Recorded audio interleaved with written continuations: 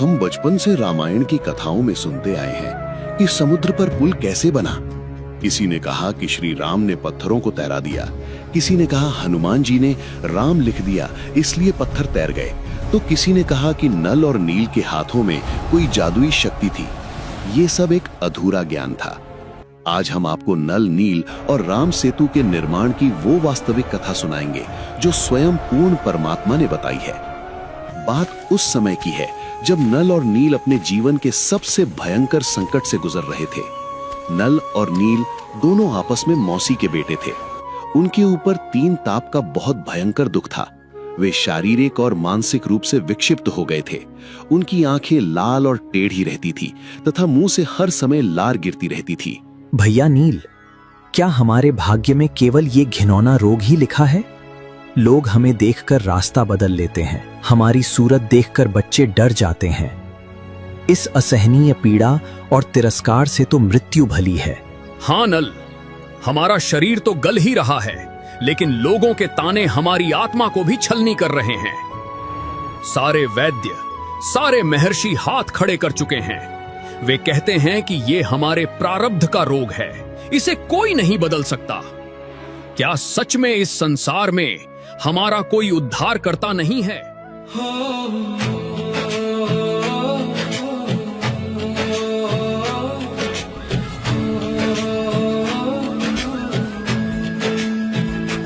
मेरे तन में कबीर, मेरे मन में कबीर, मेरे कण कण में कबीर, मेरे मन मन में कबीर, रोम रोम में समाया तेरा नाम रे। हाय मेरी सांसों में तेरा ही नाम रे। हाय मेरी सांसों में तेरा ही नाम रे। जैसे चंदा में कबीर, जैसे सूरज में कबीर, जैसे चंदा में कबीर, जैसे सूरज में कबीर, अंबर तारों में समाया तेरा नाम रे। हाय मेरी सांसों में तेरा ही नाम रे। हाय मेरी सांसों में तेरा ही नाम रे। जैसे वाणी में कबीर, जैसे साखी में कबीर, जैसे वाणी में कबीर, जैसे साखी में कबीर, घट घट में समाया तेरा नाम रे। हाय मेरी सांसों में तेरा ही नाम रे। हाय मेरी सांसों में तेरा ही नाम रे। लेकिन आत्मा हमेशा परमात्मा की ओर आकर्षित रहती है। उस समय पूर्ण परमात्मा कबीर साहिब मुनींद्र ऋषि के रूप में धरती पर आए हुए थे। वे दरिया के किनारे अपना आश्रम बनाकर सत्संग कर रहे थे। जब नल और नील को पता चला तो वे भी रोते तड़पते मुनींद्र ऋषि के दरबार में पहुंच गए। आओ मेरे बच्चों, संसार ने तुम्हें भले ही ठुकरा दिया हो, पर परमात्मा के दरबार में तुम्हारा स्वागत है। तुम्हारे दुखों की अवधि अब समाप्त हुई। जैसे ही नल और नील ने मुनींद्र जी के चरणों में प्रणाम किया, मुनींद्र जी के एक आशीर्वाद मात्र से ही वे दोनों पूरी तरह स्वस्थ हो गए। उनका वह भयंकर मानसिक और शारीरिक रोग पल भर में हमेशा के लिए समाप्त हो गया। प्रभु, ये कैसा चमत्कार है! आपकी एक दृष्टि से ही मेरे भीतर की जलन शांत हो गई। मेरा शरीर कंचन जैसा हो गया। हे भगवन, हे दाता, आप कहाँ छुपे थे? हम हर जगह से थक चुके थे। सबने हमें दुत्कार दिया था, पर आपने हमें नया जीवन दे दिया। आप ही हमारे सर्वशक्तिमान भगवान हैं। उन्होंने मुनींद्र जी से दीक्षा ले ली और आश्रम में बूढ़े बुजुर्गों तथा रोगियों के कपड़े और बर्तन धोने की सेवा करने लगे। जब वे दरिया के किनारे बर्तन और कपड़े धोते तो वे गुरु जी के ज्ञान और अपने ठीक होने की चर्चा में इतने मग्न हो जाते कि बहुत से कपड़े और बर्तन दरिया के बहाव में बह जाते थे। गुरुदेव, क्षमा करें, पर नल और नील का सारा ध्यान तो बातों में रहता है। वे सत्संग की चर्चा में इतने खो जाते हैं कि आज फिर मेरे कांसे के 2 बर्तन दरिया की भेंट चढ़ गए। हाँ महाराज, कल मेरे कपड़े भी बह गए। हम गरीब लोग हैं, नित्य नए बर्तन और वस्त्र कहां से लाएं? कृपा करके आप इन्हें ये सेवा करने से मना कर दें। भक्तों की बात सुनकर मुनींद्र जी ने नल नील को बुलाया और कहा कि बेटा तुम ये सेवा छोड़ दो। ये सुनते ही नल नील बुरी तरह डर गए। उन्हें लगा कि अगर सेवा छूट गई तो कहीं उन पर वो भयानक बीमारी वापस ना आ जाए। क्षमा करें गुरुदेव, हम बहुत अज्ञानी हैं। हमारी सेवा मत छीनिए।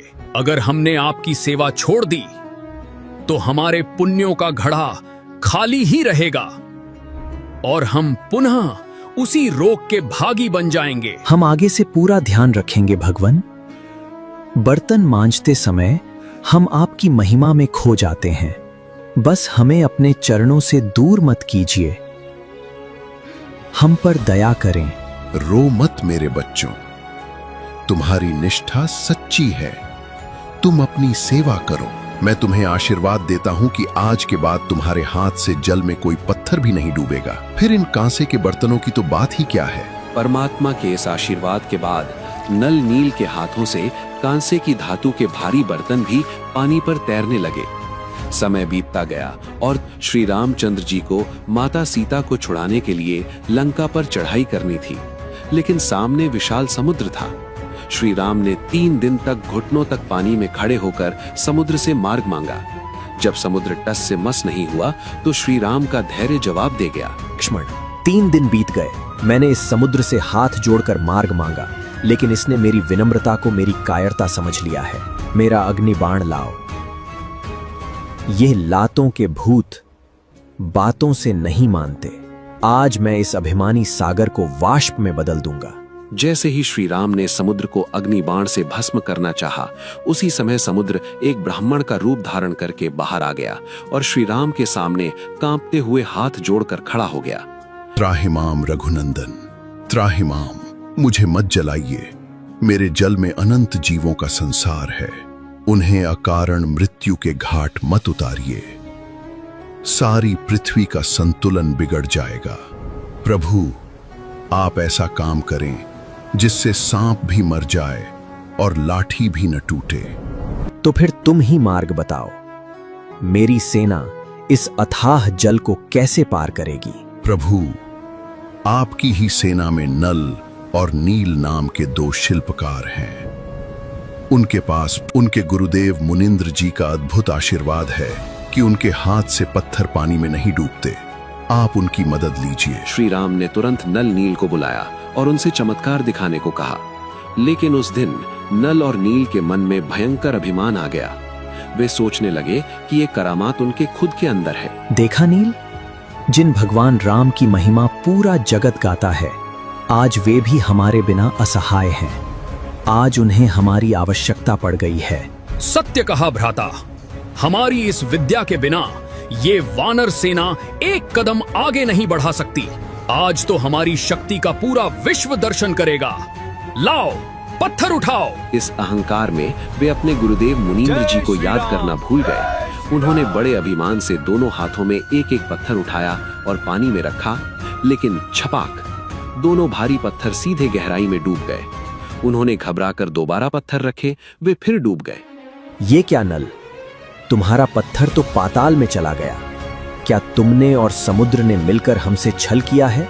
छल नहीं प्रभु, इनका अहंकार इन्हें ले डूबा है। नल और नील, तुमने आज गजब कर दिया। आज अहंकार में अंधे होकर तुमने अपने गुरुदेव मुनींद्र जी को याद नहीं किया। परमात्मा कहते हैं कि जैसे माता गर्भ को राखे जतन बना और ठेस लगे तो छन होए, तेरी ऐसे भक्ति जावे। क्या तुम नहीं जानते, जिस प्रकार एक माता अपने गर्भ की बहुत सावधानी से रक्षा करती है, उठते बैठते ध्यान रखती है कि कहीं बच्चे को ठेस न लग जाए, ठीक उसी प्रकार इस भक्ति को संभालना पड़ता है। तुम्हारे इस अहंकार की एक छोटी सी ठेस से तुम्हारी सारी भक्ति और शक्ति का नाश हो गया। समुद्र देव की बात सुनते ही नल नील को अपनी भयंकर भूल का एहसास हुआ। उनका सारा अहंकार आंसुओं में बह गया। उन्होंने रोते हुए घुटनों के बल गिरकर अपने गुरुदेव को पुकारा। रे नल नील यतन कर हार, तब सतगुरु से करी पुकार। रे नल नील यतन कर हार, तब सतगुरु से करी पुकार। जा सतरेखा लिखी अपार सिंधु पे सिलाते राणे वाले। जा सतरेखा लिखी अपार सिंधु पे सिलाते राणे वाले।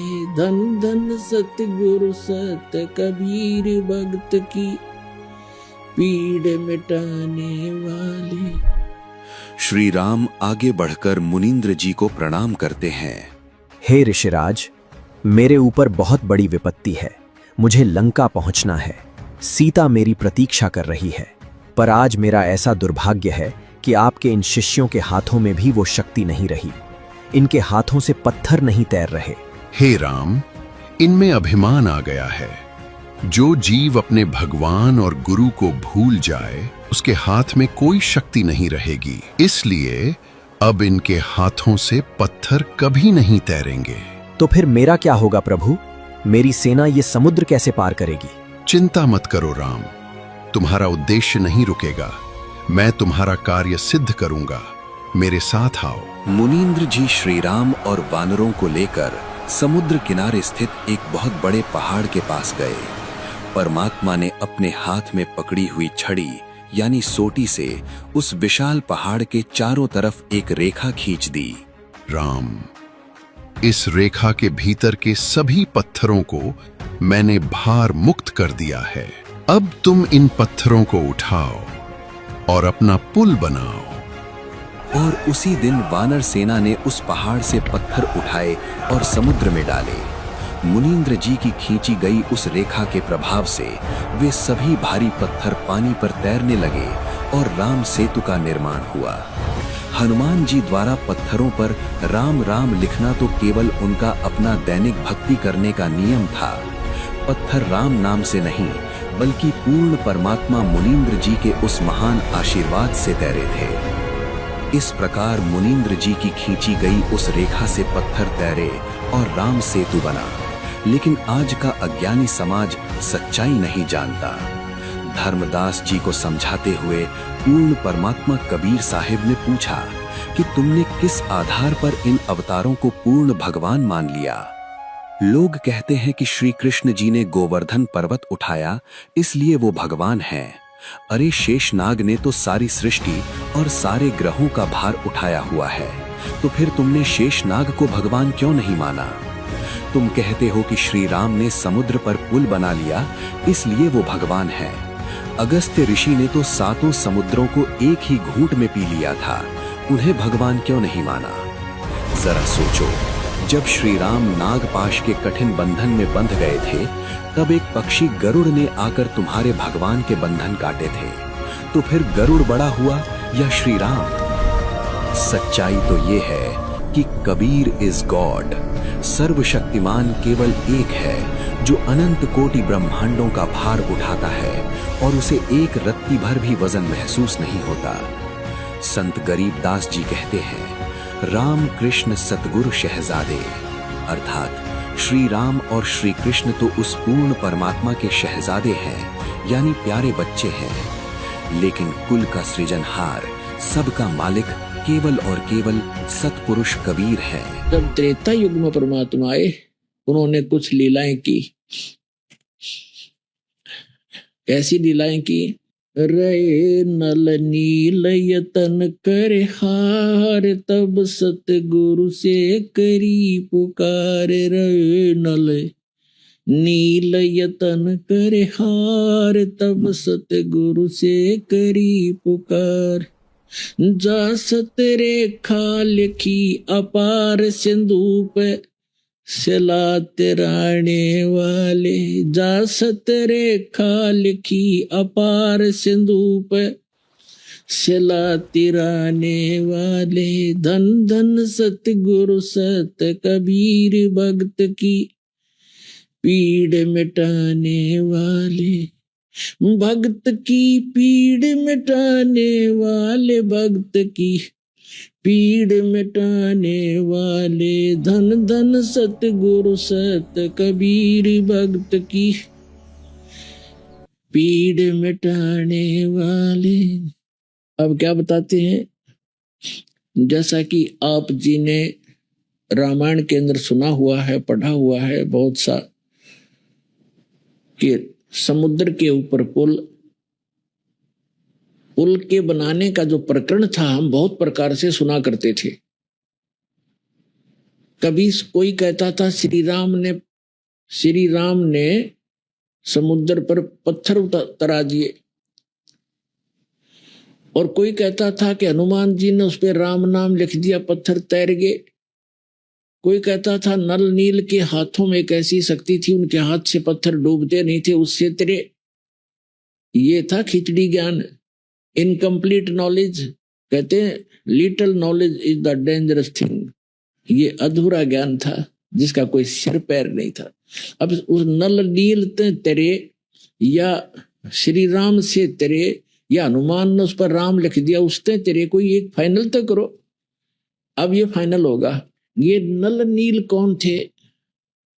ये दोनों आपस में मौसी के बेटे थे, यानी इनकी माताएं बहन थी, और इनके ऊपर 3 ताप का बहुत भयंकर दुख था, जिस कारण ये मेंटल हो गए थे। सब ऋषियों से और सभी उपचार करने वाले, झाड़ फूक करने वाले या जितने भी वैद्य थे, सब करवा के वो थक चुके थे। ऋषि महर्षियों ने कहा कि इनका प्रारब्ध के अंदर ये दुख है, ये आजीवन बना रहेगा, इनकी किस्मत में लिखा हुआ, इसको कोई चेंज नहीं कर सकता। लेकिन फिर भी आत्मा जो है परमात्मा की तरफ आकर्षित रहती है, उसका वो यहाँ संतोष नहीं करती कि अब मेरा इलाज नहीं है, फिर भी सोचता है कि कहीं ना कहीं अवश्य भगवान कभी सुनता है जीव की। तो वो परमात्मा जब मुनिंदर नाम से आए हुए थे ऋषि रूप में, ऋषि लोग नहरों के दरिया के साथ अपने आश्रम बनाते थे और वहां श्रद्धालु जाते थे, उनसे आशीर्वाद पाते थे, ज्ञान सुनते थे। तो सत्संग कर रहे थे, क्या करते थे परमात्मा? मुनिंदर नाम में आए थे। नल और नील को पता चला कि कोई ऐसे संत हैं जहां जाने से सब दुख दूर होते हैं, और भी बहुत से बूढ़े बुजुर्ग रोगी या जिज्ञासु जाने लगे। फिर वो नल नील भी चले गए। नल नील ने जाके ज्यों ही परमात्मा के चरणों में प्रणाम किया और परमात्मा कबीर जी, मुनिंदर जी ने आशीर्वाद दिया, वो दोनों स्वस्थ हो गए। नहीं तो उनको पता नहीं था, ऐसा बुरा हाल था उनका। कभी आंखें ऐसी थी, लाल पड़ते, मुख से लार गिरती थी, ऐसी स्थिति थी उनकी। मेंटल से हो गए थे, आंखें भी टेढ़ी टेढ़ी थी। तो दोनों स्वस्थ हो गए। जो रोग था मानसिक शारीरिक वो सब समाप्त हुआ। तो मुंह की तरफ देखते रहे और कहा, भगवान ओहो आप कहाँ छुपे थे मेरे दाता, आप कहाँ छुपे थे? हम सब जगह थक लिए थे, हमें कोई राहत नहीं मिल रही थी, और खड़े होकर बता रहे हैं देखो हम स्वस्थ हो गए, ये तो भगवान आए हैं, सर्वशक्तिमान है, ये पूर्ण परमात्मा है, ये महर्षि भगवान के ही स्वरूप हैं। उन्होंने दीक्षा, परमात्मा से दीक्षा ले ली, फिर सेवा करने लगे। बूढ़े बुजुर्गों की सेवा करें, रोगियों की सेवा करने लगे। उनके बर्तन धोने, कपड़े धोने के लिए ले जाते हाथ जोड़ जोड़ के, क्योंकि सत्संग में बताया जाता है कि यह सेवा भी एक आपको बहुत पुण्य देती है। परमात्मा पुण्यात्मा, हमारे पाप जो है ना कई प्रकार के होते हैं। जैसे कपड़ा मैला हो जाता है और इसमें कई प्रकार के मैल लग जाते हैं, तो कुछ मैल ऐसे होते हैं जो केवल पानी में डालने से सब ठीक हो जाते हैं, जैसे रेत लगा है, गारा लगी है। और कुछ ऐसे मैल होते हैं जो साबुन के प्रयोग से ही साफ होंगे, और कुछ ऐसे मैल होते हैं कि उसको ड्राई क्लीन ही करना पड़ता, उसका कोई विकल्प नहीं रहता। तो इसी प्रकार हम युगों युगों से अपने इस अंतःकरण रूपी कपड़े को ऐसे मैला किए बैठे हैं। तो जैसे उसी मंत्र जाप से कुछ एक को तो जल्दी आराम हो जाता है, तो उसका मैला थोड़ा था, वो थोड़ा मैल था, जल्दी उतर गया, साफ निर्मल हुआ। और किसी का ज्यादा है तो उसको सारे ट्रीटमेंट करने पड़ेंगे। तो उसके लिए कुछ पाप ऐसे हैं हमारे जो सेवा से कटते हैं। अर्थ से सेवा करे, कि तो रोटी पोवे, कि तो बर्तन साफ करे, झाड़ू लावे, मैट बिछावे, कोशिश करे। अगर कोई नहीं करने देता है कि नहीं हम कर लेंगे तो वो दूसरी बात है, पर आपकी नीयत नहीं हो रहा है, हम भी कोशिश करें थोड़ी बहुत सेवा बने भगवान की, तो उससे आपको बहुत लाभ होता है। और दूसरा ये है, जैसे सत्संग सुनने से ज्ञान यज्ञ है, इससे भी आपको कुछ पाप आपके नाश होते। संत के दर्शन से भी आपके कुछ प्रकार के पाप उसी से नाश होंगे, और कोई तरीका नहीं। और अन्य प्रकार के जो घोर पाप हैं वो मंत्र से साफ होंगे। तो मंत्र से साफ जो होंगे, मैल खत्म होंगे, पाप कटेंगे। और जो आपकी सेवा और दान से कटेंगे वो मंत्र के, जो मंत्र से कटेंगे वो मंत्र से ही कटेंगे, और जो दान से कटने वो दान से ही कटेंगे, मंत्र से नहीं कटेंगे। तो इन सब का सामूहिक सभी मिलकर के आप स्वच्छ हो पाओगे, पाप रहित हो पाओगे, भक्ति युक्त हो पाओगे। तो ये सारी क्रियाएं करनी चाहिए और श्रद्धा से करें। तो उनको ये पक्का हो गया था। परमात्मा ने कहा बेटा तुम बर्तन साफ किया करो, और बुजुर्ग सेवादार जो भक्त है ऐसा है, उनके कपड़े साफ करा करो, तुम्हें बहुत पुण्य मिलेगा। इस कुछ आपके पाप ऐसे हैं जो ऐसे कटेंगे। तो उन्होंने वो दृढ़, क्योंकि गुरु वचन पर डट गए, कट गए फंद 84 के, उनको पक्की धारणा होगी गुरु जी ने जो बोला ऐसे करेंगे, नहीं हमारे पर फिर आपत्तियां आ जाएंगी। तो वो कपड़े ले जाते, मर्दों के कपड़े धोते, बर्तन ले जाते, बर्तन धोते। तो वो बैठकर चर्चा करने लगे। पहले ऐसे था, साबुन सुबन थे नहीं, पानी में भिगो दिए बर्तन, आध घंटा घंटा उनको भिगोना पड़ता था, फिर उनको साफ करना पड़ता था, ऐसा तरीका था।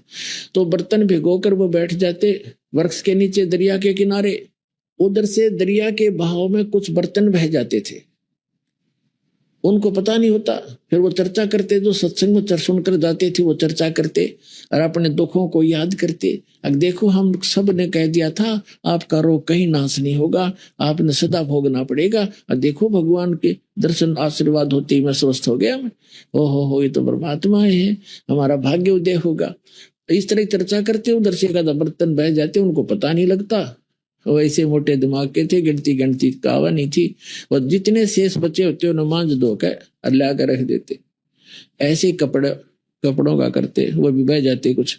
तो जो जिसका बर्तन नहीं मिलता, कपड़े नहीं मिलते, वो दुखी हो जाते और कहते भाई नल नील आप ये सेवा ना करो हमारी, क्योंकि हम अब कहाँ से लाएं, हमने तो रहना 4-5 दिन यहाँ पर, बर्तन कहाँ से लाएं, दूसरे कपड़े नहीं। तो उनको 1-2 बार कहा, वो कहते ठीक आगे ध्यान रखेंगे। वो फिर वही व्यवस्था। फिर उन्होंने कहा गुरु जी से बता दी एक दिन कि महाराज जी आपके सेवादार अपने भक्त हैं, ये है तो अच्छी आत्मा, परंतु ये बोले बाले। तो दूसरे जो और भी सेवादार जाते थे वो बताते आकर के, ये बातें करने लग जाते हैं, ध्यान नहीं देते और वो बह जाते हैं इनके। हमने कह भी लिया इनको कई बार। तो उन्होंने कहा जी गुरुजी इनको कहो हमारी सेवा ना करें, हमारे तो कोई कपड़े नहीं है, कपड़े चले गए, ऐसे हो गया। तो परमात्मा ने कहा बेटा तुम छोड़ दो, इनकी सेवा ना करो, तुम और सेवा कर लो। तो उन्होंने चरणों में पड़ गया, माफी मांगी, अक्षमा याचना की, गुरुदेव हमारी सेवा ना छीनो। वो डर गए कहीं गुरुजी नाराज हो गए और तुम्हारे ऊपर फिर आपत्ति आ जाएगी, यह सेवा नहीं करी था। तो चरणों में पड़ गए, बुरी तरह रोए। वो डरे हुए थे कि कहीं फिर वो विपत्ता आ गई तो मर जाएंगे। तो समझ गए परमात्मा भी अंतर्यामी थे। कहने लगे बेटा कोई बात नहीं, करो सेवा, तुम करो सेवा। और आज से आशीर्वाद दे दिया, तुम्हारे हाथ से पत्थर भी नहीं डूबेंगे जल में। और तो बात क्या है, पर बर्तनों की तो बात क्या है। तो वो आशीर्वाद दे दिया परमात्मा ने। पहले कांसी धातु के, कांसी धातु थी, उसके थाली बेले हुआ करते और उसको वो पानी में डूबा करते, वो रह ही नहीं सकते। तो परमात्मा ने उस आशीर्वाद के बाद वो कांसी की धातु भी, बेले भी पानी पर तैरने लग जाते, भरे भरे भी।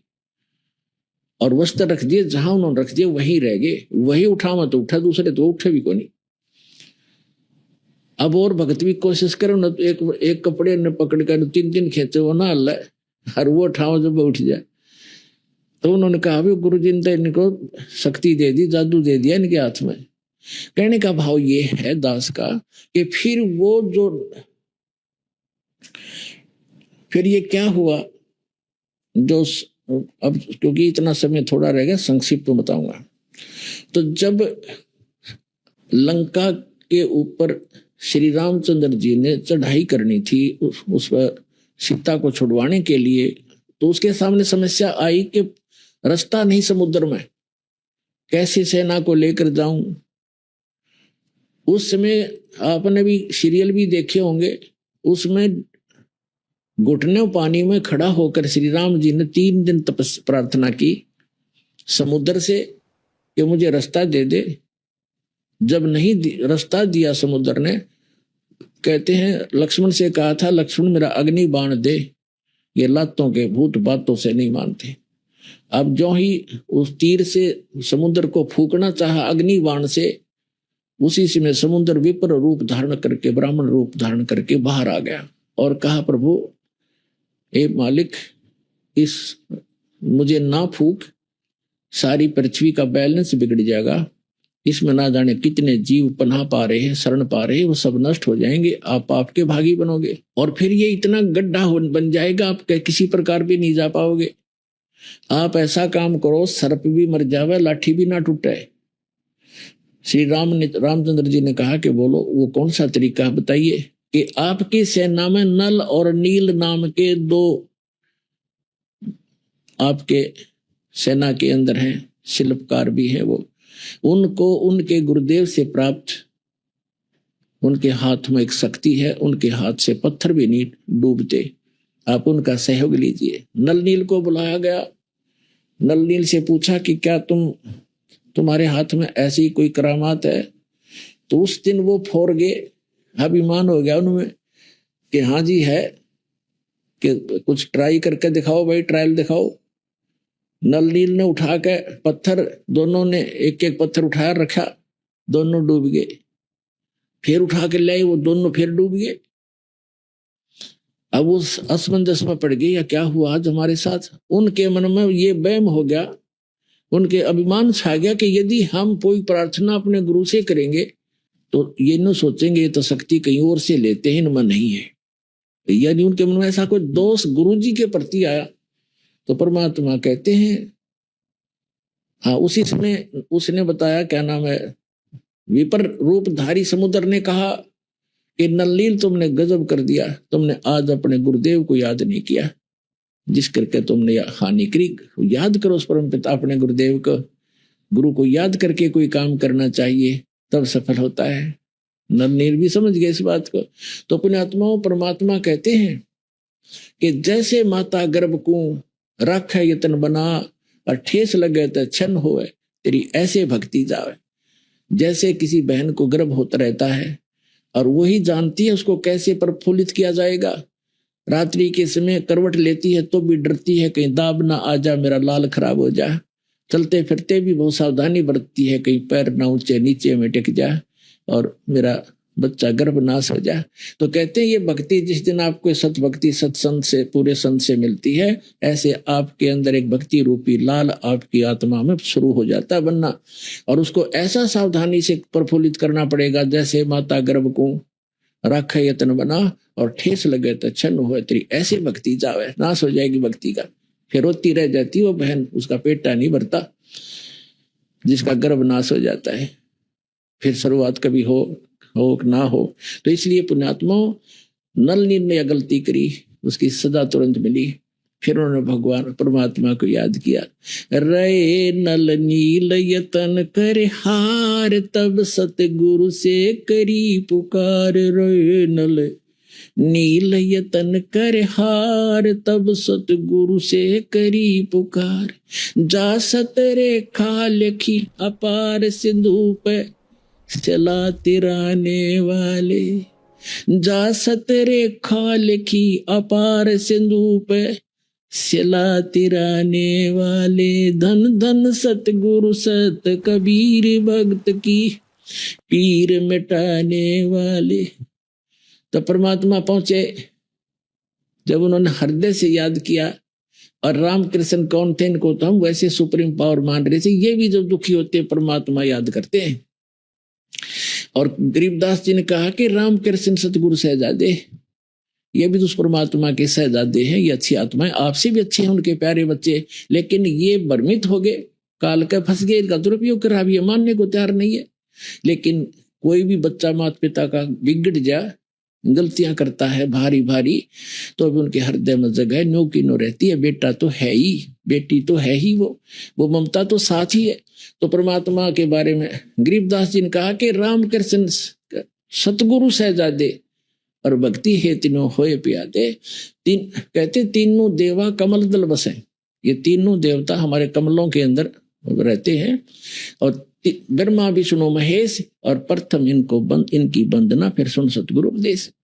तो रामकृष्ण श्री राम ने भी फिर देखा भी समुद्र, यो नल नील वाली बात भी बिगड़ गई। अब क्या होगा, जो भगवान को ही याद करता प्राणी हार के, तो उसका भी दुख निवारण करना था, श्री रामचंद्र का भी, और नल नील को भी शिक्षा देनी थी। हमारे लिए प्रमाण छोड़ना था कि बकवाद नहीं चले इस भक्ति मार्ग में, आजीवन सावधान रहना पड़ेगा। तो परमात्मा आते दिखे दूर से। किसी ने कहा कि ये महर्षि महात्मा कौन आ रहे हैं? नल नील की नजर गई कि तो गुरुजी आगे हैं, सतगुरु आगे हैं। बहुत जगह चरणों में दंडोत प्रणाम किया, तब तक भगवान निकट आ गए। तब श्री रामचंद्र जी ने अर्ज किया कि भगवान मेरे हे ऋषि जी, मेरे ऊपर बहुत बड़ी आपत्ति है। सारी कथा सुनाई। परमात्मा बोले मुझे पता है, और कहा कि ऐसा दुर्भाग्य है मेरा कि आज आपके इन शिष्यों के हाथों में भी यह शक्ति नहीं रही, इनके हाथों से भी पत्थर नहीं तैर रहे, मेरा दुर्भाग्य है। तो परमात्मा ने कहा कि अब इनके हाथों से कभी तैरेंगे भी नहीं, क्योंकि इनमें अभिमान सा गया। तब श्री रामचंद्र जी ने कहा जी फिर मेरा क्या होगा? परमात्मा बोले करता हूं इलाज। एक सोटी ले रखी थी परमात्मा ने, डंडी हाथ में छड़ी, डोगा सा। कहने लगे मेरे साथ साथ आ जाओ। एक बहुत बड़ा पहाड़ था, उस पहाड़ के चारों तरफ परमात्मा ने ऐसे अपनी उस सोटी ते, छड़ी ते, डंडी ते रेखा खींच दी कि इसके बीच बीच के पत्थर मैंने हल्के कर दिए, उठाओ और पुल बनाओ। तब वो पत्थर तेरे थे भाइयों। अभी तक कोई का राम ने तार दिए, कोई का नल नील ने तरा दिए, कोई तो श्री राम हनुमान ने राम का नाम लिख देता है तेरे गए। हनुमान तो अपना दैनिक क्रिया करा करता, वो तो पत्थर पे वैसे लिख लेता था राम राम राम, ताकि सामने वाले भी देखें। क्योंकि भक्ति जो करनी होती है वो मंत्र काम करते करते करना होता है। तो उस राम राम जाप नहीं था उनका, तो राम को तो सिर्फ सामने वाला पढ़ेगा देखेगा तो भी 2 बार तो राम राम कहेगा। इस तरह वो क्रियाएं थी, बाकी उनसे राम नाम से वो नहीं तेरा था। अब कहते हैं जगत का पेखना पेख्या, धनी का नाम ना लेखा। अब एक दूसरे के सिर पर धरे बैठे, उसने ऐसे कर दिया, उसने ऐसे कर दिया, किंतु जो करने वाले का तो जिक्र भी नहीं।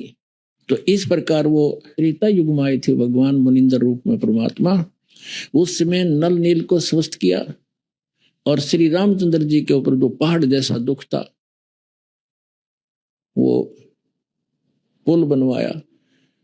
और परमात्मा कहते हैं कि धर्मदास जी को समझाते हैं कि तुम इन राम कृष्ण को भगवान मान बैठे, किस आधार से? एक छोटे मोटे इनकी लीला देखकर कैसे कि श्री कृष्ण जी को तुमने राम मान लिया, भगवान मान लिया, कि उसने गोवर्धन पर्वत उठा लिया, गिरिराज बोलो जिसने। और आपके पुराण बताते हैं, आप खुद कथा सुनते और सुनाते हो कि शेष नाग सारी सृष्टि न ठारा, जिसको ऊपर पृथ्वी भी सारे ये लोग ग्रह भी प्रह भी। तो एक पहाड़ के ठाण तो भगवान मान लिया, तो शेष नाग क्यों नहीं माना तुमने परमात्मा? और फिर आप ये भी कथा सुनते हो श्री राम के उसमें कि द्रोणागिरी उठा कर ले आए भगवान, ये हनुमान जी द्रोणागिरी उठा ले। तो इनमें भगवान हनुमान भगवान क्यों नहीं? क्या बताते हैं कि गोवर्धन श्री कृष्ण धारो और द्रोणगिरी हनुमंते, शेष नाग सब सृष्टि उठारा, इनमें कौन भगवंते। फिर क्या बताते हैं? कहते हैं समुद्र पाट लंका गयो, वो सीता को भरता रे, और अगस्त ऋषि ने ये 7 पी लिए, इनमें कौन करता रे। एक अगस्त ऋषि वे हैं जिनमें ऐसी सिद्धि थी कि उन्होंने एक घूंट में 7 समुद्रों को पी लिया था, खत्म खाली कर दिया था इसको। फिर प्रार्थना करी तो वापस उसको छोड़ा था। तो परमात्मा कहते हैं तुम मानते हो कि श्री रामचंद्र जी ने समुद्र पर पुल बना लिया, इसलिए भगवान मान लिया। कहते अगस्त ऋषि ने 7 पी लिए थे, वो क्यों ना भगवान माना। फिर कहते काटे बंधन विपत में, कठिन कियो संग्राम, चिन्हो रे नर प्राणिया, ये गरुड़ बड़ो के राम। ओए होए, कहते तुम्हारा भगवान श्री रामचंद्र जिसको तुम भगवान मानते हो, वो तो नागफास में आगे थे सारी सेना सब समेत, और गरुड़ ने आकर तुम्हारे भगवान का बंधन काटा था श्री राम का। तो गरुड़ बड़ा हुआ, तुम्हारा श्री राम बड़ा हुआ, कुछ तो बुद्धि तो काम ले लो। भजन करो उस रब को जो दाता है कुल सबका, भजन करो उस रब को जो दाता है कुल सबका। वो है कबीर इज गॉड, धानक रूप रहा करतार, अनंत कोट ब्रह्मांड का, एक रति नहीं भार, और सतगुरु पुरुष कबीर है ये कुल के सर्जनहार। हम सुल्तानी नानक तारे दादू को उपदेश दिया, जात जुलाहा भेद नहीं पाया, वो काशी माए कबीर हो। बोलो सतगुरुदेव।